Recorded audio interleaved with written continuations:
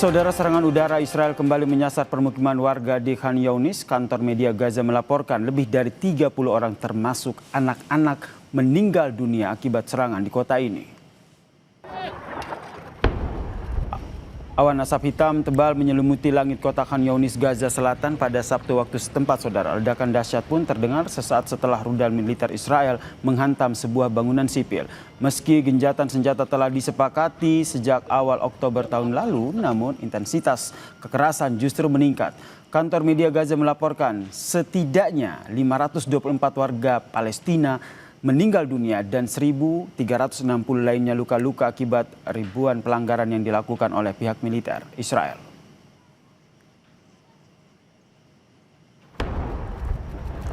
Sementara itu, saudara, kamp pengungsian di wilayah Khan Younis juga kembali diserang Israel. Asap tebal menyelimuti kamp Gait di barat Khan Younis menyusul serangan yang dilakukan oleh sejumlah pesawat tempur Israel. Sejumlah tenda yang ditempati para pengungsi terbakar, namun belum dipastikan apakah ada korban jiwa akibat serangan ini. Garda Pertahanan Palestina menyebut pihaknya langsung merespons serangan sejumlah pesawat tempur dan mendatangi tenda yang diserang.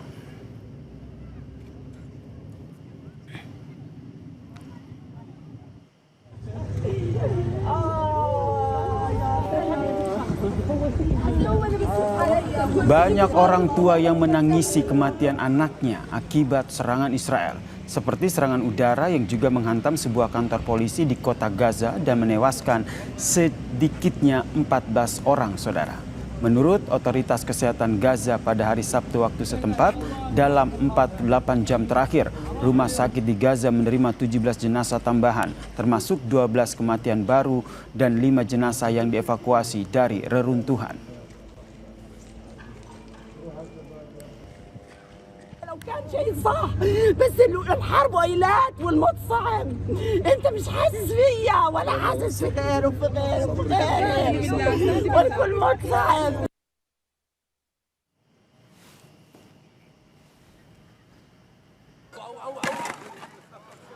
Korban tewas di jalur Gaza yang dilanda perang telah meningkat menjadi 71.769 jiwa sejak konflik antara Hamas dan Israel pecah pada 7 Oktober 2023 dengan jumlah korban luka mencapai 171.400 lebih jiwa, saudara. Data otoritas kesehatan Gaza, sejak perjanjian gencatan senjata berlaku pada 10 Oktober 2025, serangan Israel telah menewaskan 509 orang dan melukai 1.400 lainnya.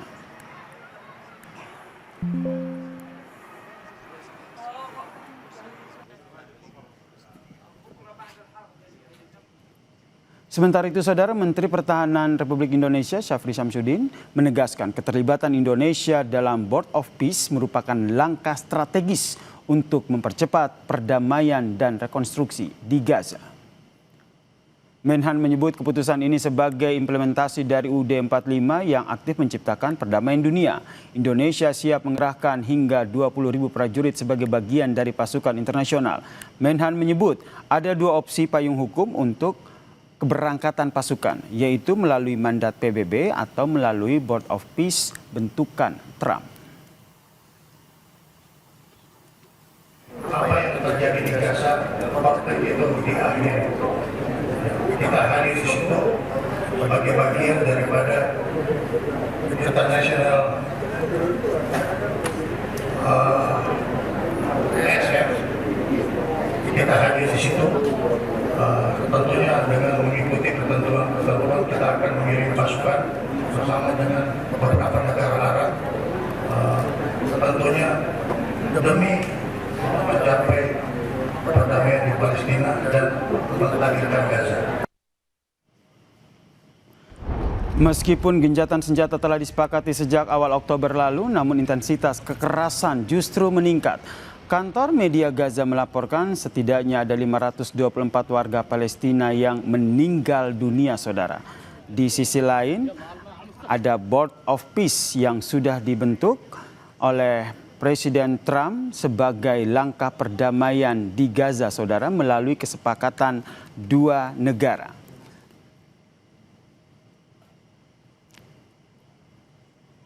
Board of Peace sendiri sudah ditandatangani juga oleh Presiden Prabowo Subianto yang menjadi salah satu anggota dari Dewan Keamanan yang dibentuk oleh Presiden Amerika Serikat Donald Trump ini, saudara.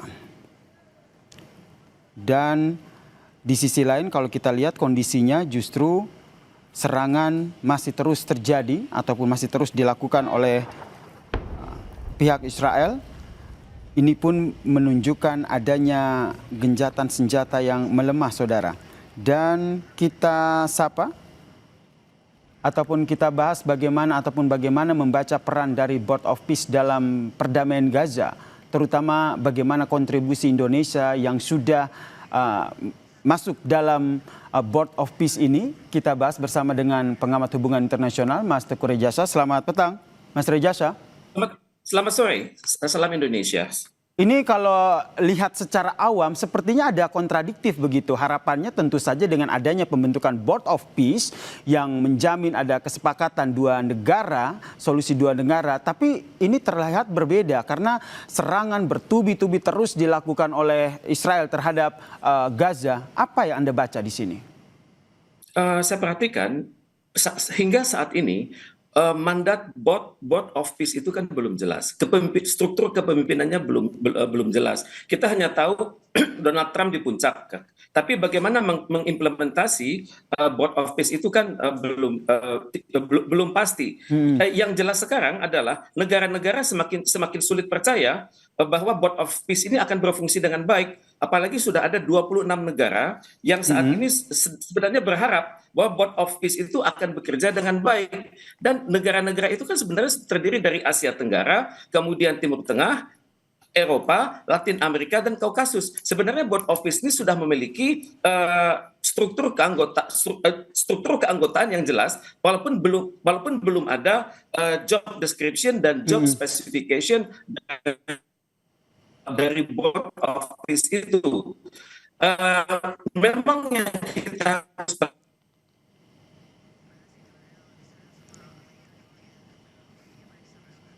Mas Reza? Oke, kami mencoba kembali memperbaiki hubungan dalam jaringan bersama dengan Mas Teguh Rejasa, pengamat hubungan internasional. Tadi sempat membahas sebenarnya Board of Peace sendiri, kata Mas Teguh Rejasa ini sebenarnya belum memiliki arah yang jelas begitu terkait dengan apa solusi ataupun upaya dalam perdamaian di Gaza begitu. Karena kalau kita lihat banyak pihak yang mempertanyakan pembentukan dari Board of Peace sendiri karena memang di dalam Board of Peace sendiri ini tidak ada keterlibatan dari Palestina sendiri. Kemudian ini pun menjadi sebuah kekhawatiran bahwa Israel yang masih bersekutu ataupun dekat dengan Amerika Serikat ini nampaknya tidak menggubris ataupun tidak akan mengambil pusing begitu dengan adanya pembentukan Board of Peace ini, saudara. Padahal sejatinya Board of Peace yang dibentuk oleh Donald Trump ini yang juga Indonesia masuk dalam salah satu anggotanya ini diharapkan bisa menjadi salah satu solusi untuk perdamaian di Gaza, saudara.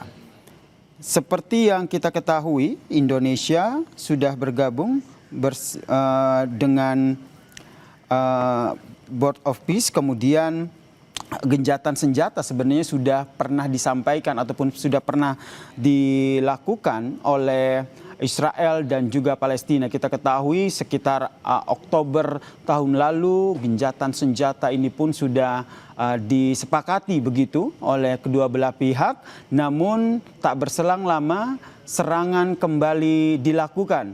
Saya sapa kembali Mas Teguh Rejasa. Mas Rejasa. Selamat sore, salam Indonesia. Oke, Mas Rejasa, ini terlepas dari Board of Peace yang memang harapannya bisa menjadi salah satu media untuk perdamaian di Gaza, tapi kita mundur sedikit ke belakang, bagaimana sepertinya pihak dari Israel sendiri tidak menyepakati gencatan senjata yang akhir Oktober tahun lalu itu sudah disepakati. Apa yang Anda baca di sini? Memang ini persis seperti perkiraan masyarakat Timur Tengah ya, bahwa Israel itu sangat sulit dipercaya. Mereka itu kalau dalam kosa bahasa Arab itu adalah munafik ya. kalau berbicara itu bohong, kalau membuat komitmen mereka itu ingkar, dan kalau sudah membuat kesepakatan mereka akan menggunting dalam lipatan.